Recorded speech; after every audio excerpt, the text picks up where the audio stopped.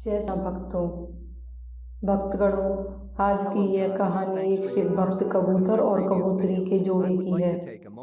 कबूतर और कबूतरी का यह जोड़ा काशी में भगवान शिव के मंदिर में रहता था। दोनों ही भगवान शिव के बहुत बड़े भक्त थे। कबूतरी पूरे दिन शिवालय की परिक्रमा करती रहती। एक दिन कबूतरी ने कबूतर से पूछा, हे नाथ, मैं यह जानना चाहती हूँ कि संसार में सबसे बड़ा धर्म क्या है, संसार में सबसे बड़ा दान क्या है और संसार में सबसे बड़ी शक्ति क्या है जो यमराज की शक्ति को भी पराजित कर सकती है। कबूतरी की यह बातें सुनकर कबूतर ने इन तीनों प्रश्नों का उत्तर दिया और कई रहस्यों का खुलासा किया।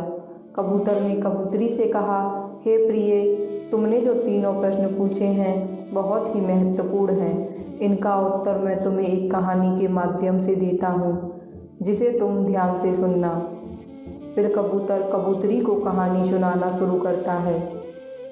किसी नगर में एक बहुत ही धनवान सेठ रहता था, जिसके एक बेटा था और उसका नाम कर्मा था। कर्मा बहुत ही धर्मज्ञ था। वह जब बड़ा हो गया तो एक दिन उसने अपने पिता से एक घोड़ा मांगा। सेठ बहुत अमीर था।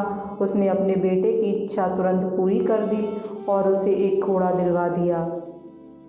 एक दिन कर्मा उस घोड़े पर बैठकर नगर में घूमने निकला। घूमते घूमते वह एक ऐसे स्थान पर पहुंच गया जहां पानी बिल्कुल भी नहीं था, लेकिन कर्मा बहुत प्यासा था। उसने इधर उधर पानी तलाशना शुरू किया। घोड़ा भी प्यास से व्याकुल होने लगा था। पानी की तलाश में कर्मा एक ऐसी जगह पहुंचा जहां एक गरीब आदमी प्यासे लोगों को पानी पिला रहा था। उसके सामने पानी पीने वालों की लंबी कतार लगी हुई थी। प्यासे लोग जब गरीब आदमी के हाथों से पानी पीते तो उसे आशीर्वाद देकर जाते। यह देखकर कर्मा के मन में विचार आया कि यह आदमी कितना नेक काम कर रहा है। इसको पानी पिलाने के बदले में बहुत सारी दुआएं मिल रही हैं। फिर सेठ के बेटे ने भी सोचा कि मैं भी आज से प्यासे लोगों को और जीव जंतुओं को पानी पिलाने का काम करूँगा। फिर वह अपने घर वापस लौटा और अपने पिता से बोला, पिताजी, मुझे आप 100 मटके ला कर दीजिए। जब सेठ ने पूछा, बेटे, हमारे पास सब कुछ है, तुम्हें मटके क्यों चाहिए? तब सेठ का लड़का बोला, पिताजी, मटकों से मैं लोगों का आशीर्वाद लूँगा। मैं ऐसी जगह पानी का प्याऊ लगवाऊँगा जहाँ दूर दूर तक पानी की कोई व्यवस्था नहीं है। तब सेठ बोला, बेटा, इतनी सी बात है, तुम क्यों चिंता करते हो? मैं किसी एक स्थान पर पानी का प्याऊ लगवा देता हूँ और वहाँ एक नौकर नियुक्त कर दूंगा जो लोगों को पानी पिलाने का काम करता रहेगा। लेकिन सेठ का बेटा बोला, नहीं पिताजी, मुझे लोगों को खुद अपने हाथों से पानी पिलाना है, मुझे नौकर नहीं चाहिए। बेटे की जिद के चलते सेठ ने एक पानी का प्याऊ लगवा दिया जहाँ अब कर्मा खड़े होकर लोगों को पानी पिलाता और उसे लोगों का आशीर्वाद मिलता। लोग जब उसके हाथों से पानी पीकर संतुष्ट होते तो उसे आशीर्वाद देकर जाते कि तुम्हारा परिवार हमेशा संपन्न रहे, तुम्हारी आयु लंबी हो, तुम जीवन भर सुखी रहो। इस तरह से हर रोज़ हजारों लोगों की दुआएं उसे मिलती। ऐसा करते करते कई दिन बीत गए। एक दिन की बात है जब उस नगर में यमराज के 4 दूत आए, जो एक जीवात्मा को उसके शरीर से निकाल कर ले जा रहे थे। तभी रास्ते में उनकी नज़र सेठ के बेटे कर्मा के ऊपर पड़ती है, जिसे यमदूत खड़े होकर देखते हैं और कहते हैं कि अरे, यह लड़का तो बहुत ही नेक है और परोपकार का काम कर रहा है। यमदूत ने भी कर्मा के हाथों से पानी पीने का निश्चय किया और वह वेश बदलकर कर्मा के प्याऊ पर पानी पीने पहुंच जाते हैं और फिर वहां से चले जाते हैं। कुछ दिनों बाद 4 यमदूत एक बार फिर से उसी नगर में किसी व्यक्ति की आत्मा को ले जाने के लिए आते हैं और फिर उनकी नज़र कर्मा पर पड़ती है और फिर से उनके मन में उसके हाथों से पानी पीने की इच्छा उत्पन्न होती है। 4 यमदूत फिर से वेश बदलकर कर्मा के पास पहुंचते हैं, लेकिन कर्मा उनको पहचान लेता है और उनसे कहता है, अरे भाई, तुम कौन हो? कहाँ से आए हो? तुम पहले भी एक बार हमारे प्याऊ पर पानी पीने आए थे और आज फिर आए हो।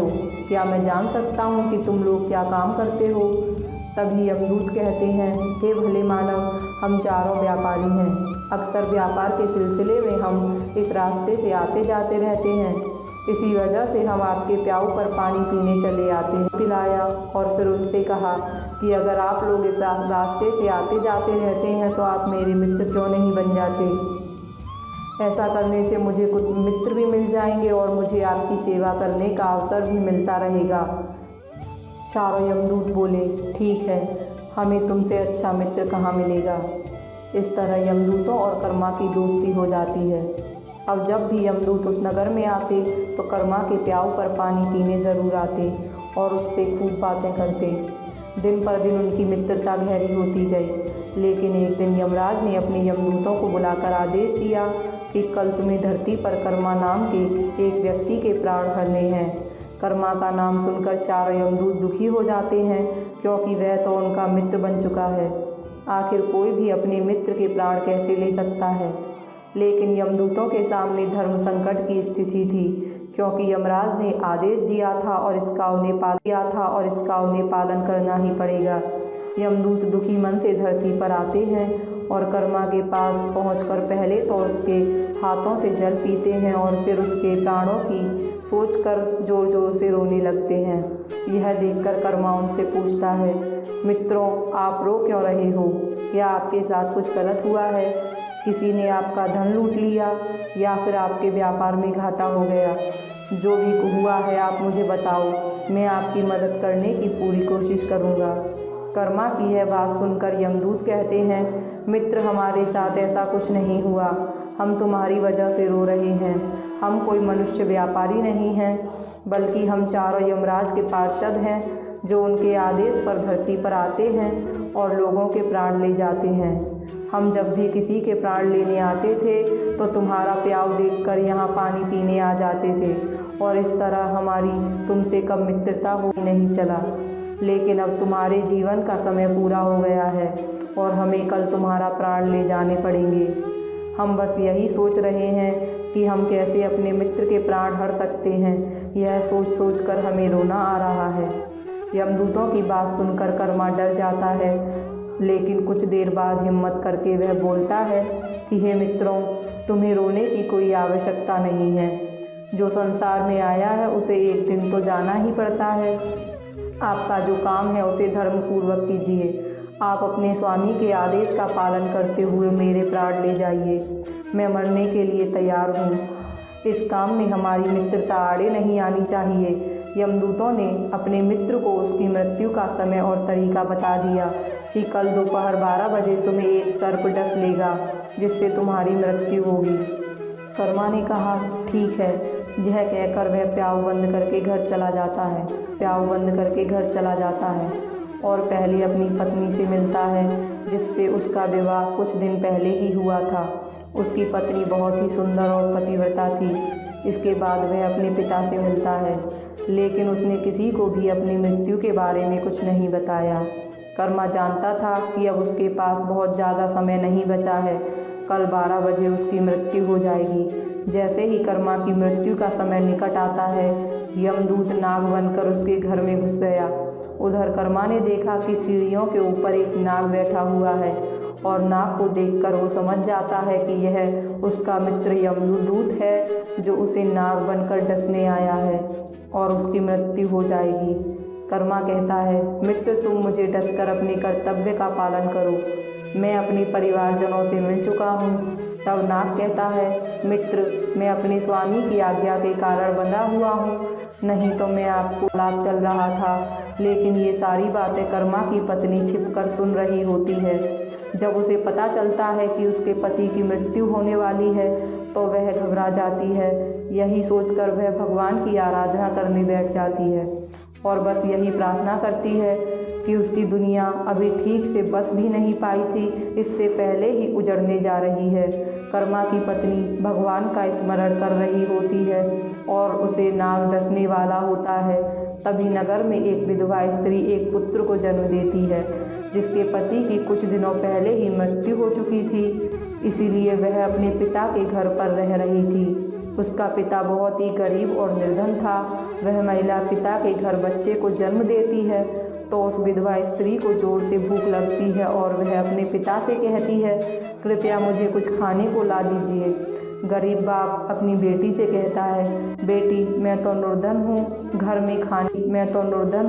घर में खाने के लिए कुछ भी नहीं है, मैं तुम्हें कहाँ से खाना ला कर दूँ। तब लड़की कहती है, ठीक है पिताजी, अगर आप मुझे कुछ खाने को नहीं दोगे तो मैं इस बच्चे को खा जाऊंगी जिसे मैंने जन्म दिया है। यह बात सुनकर लड़की का पिता रोने लगता है और कहता है, पुत्री तुम ऐसा मत करो, मैं अभी नगर में जाता हूँ और जो मिलता है उसे तुम्हारे लिए खाने के लिए लाता हूँ। यह कहकर वह गरीब पिता नगर में द्वारे द्वारे हाथ फैलाए घूमने लगता है, लेकिन उसे कोई कुछ नहीं देता। अंत में वह निराश होकर सेठ की हवेली पर पहुँचता है और कहता है, बेटी मेरी बेटी ने एक बच्चे को जन्म दिया है और उसे बहुत भूख लग रही है, अगर उसे कुछ खाने को नहीं मिला तो वह बच्ची उसे खा जाएगी जिसे उसने जन्म दिया है, कृपया मुझे कुछ खाने को दे दो। यह बात जब कर्मा की पत्नी सुनती है तो उसका मन करुणा से भर जाता है।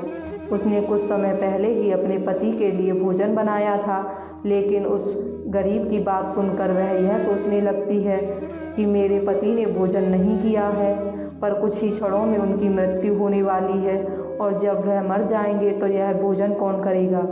मैं भी उनके साथ सती हो जाऊंगी, हम दोनों तो भोजन नहीं कर पाएंगे। इससे अच्छा है कि मैं यह भोजन इस गरीब पिता को दे दूं, ताकि उसकी बेटी की भूख शांत हो जाए और उसके बच्चे की जान बच जाए।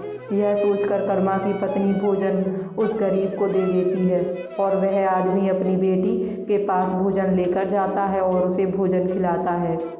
भोजन करने के बाद वह विधवा स्त्री अपने पिता से पूछती है कि पिताजी आप इतना स्वादिष्ट भोजन कहाँ से लाए।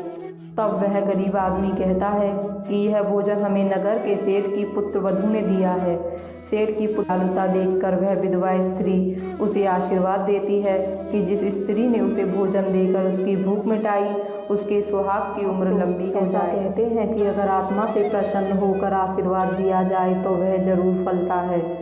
विधवा के आशीर्वाद देते ही भगवान विष्णु का सिंहासन हिलने लगता है और वह तुरंत नारद मुनि को बुलाकर उनसे कहते हैं, यह देखिए मेरे किस भक्त पर संकट आया है। नारद मुनि भगवान विष्णु की आज्ञा पाकर मन की गति से मृत्यु लोक में आते हैं, जहां उन्होंने देखा कि यमराज के दूत नाग बनकर कर्मा को डसने वाले हैं। नारद ने और देखा कि एक विधवा की आत्मा से यह दुआ निकल रही है कि भोजन देने वाली स्त्री का सुहाग अमर हो जाए। नारद मुनि यह समाचार तुरंत भगवान विष्णु को देते हैं और भगवान विष्णु खुद कर्मा का सुरक्षा कवच बन जाते हैं। उधर यमराज के दूत नाग बनकर कर्मा को डसने जाता है, लेकिन जब वह कर्मा को स्त्री का आशीर्वाद उसका सुरक्षा कवच बन जाता है और उस पर सर्प के विष का कोई असर नहीं होता। यमदूत बार बार हमला करने पर भी सफल नहीं होता। फिर वह सोचने लगता है कि मेरे एक बार हमला करने पर ही लोग मृत्यु को प्राप्त हो जाते हैं, लेकिन मेरे मित्र का तो कुछ हुआ ही नहीं। अगर हम कर्मा के प्राण लेकर शीघ्र नहीं पहुँचे तो स्वामी बहुत नाराज हो जाएंगे। यह सोचकर वह फिर से हमला करता है, लेकिन कर्मा पर उसके विष का बिल्कुल भी असर नहीं होता। यमदूत कोशिश करते करते थक जाते हैं और अंत में निराश होकर यमराज के पास वापस लौट जाते हैं और उन्हें पूरी घटना से अवगत कराते हैं। फिर यमराज ध्यान लगाकर देखते हैं और उन्हें सारा भेद समझ में आ जाता है कि कर्मा पर हजारों लोगों के आशीर्वाद का सुरक्षा कवच है और कोई उसका कुछ नहीं बिगाड़ सकता। आत्मा से निकली हुई दुआ और बद्दुआ के सामने तो स्वयं भगवान की शक्ति भी कमज़ोर पड़ जाती है। भक्तों, कबूतरों की यह कहानी सुनाने के बाद कबूतर कहता है, अब ध्यान से सुनो, तुम्हें तुम्हारे प्रश्नों का उत्तर मिलने वाला है। तुमने पहला प्रश्न पूछा था कि संसार में सबसे बड़ी शक्ति क्या है, तो इसका उत्तर है कि ईश्वर से निवेदन करके आत्मा से जो आवाज़ निकलती है वह सबसे बड़ी शक्ति है, जो यमराज की शक्ति को भी पराजित कर सकती है। तुम्हारा दूसरा प्रश्न था कि सबसे बड़ा धर्म क्या है। इसका उत्तर है कि ज़रूरतमंदों की सहायता करना, उन्हें दान देना सबसे बड़ा धर्म है। प्रिय, तुमने तीसरा प्रश्न पूछा था कि सबसे बड़ा दान क्या है, तो इसका उत्तर है कि भूखे को भोजन देना, प्यासे को जल पिलाना सबसे बड़ा दान है। प्यासे को अन्न जल देने पर उसकी आत्मा दानदाता को दुआएं देने लगती है, जो मनुष्य का सुरक्षा कवच बन जाता है। भक्तों, उम्मीद करती हूँ आपको यह कहानी पसंद आई होगी। अगर आपको यह वीडियो अच्छी लगी हो तो लाइक करने के साथ हमारे चैनल को सब्सक्राइब करना मत भूलना और नीचे कमेंट बॉक्स में जय श्री हरि लिखना। फिर मिलेंगे अगली वीडियो में, तब तक के लिए नमस्कार।